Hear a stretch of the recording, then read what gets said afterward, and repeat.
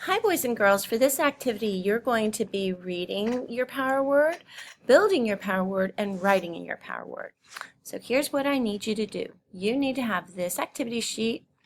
You need to have your power words.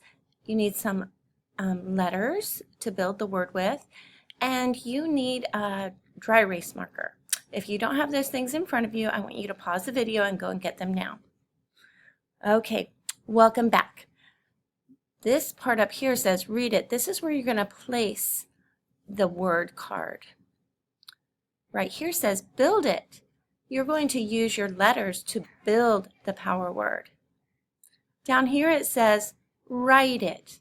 You're going to use your dry erase marker to write the power word. Let me show you what it looks like. Right here I'm going to read it, play. I built it with the P-L-A-Y, and I wrote it, P-L-A-Y. Have fun as you practice your power words, reading it, building it, and writing it.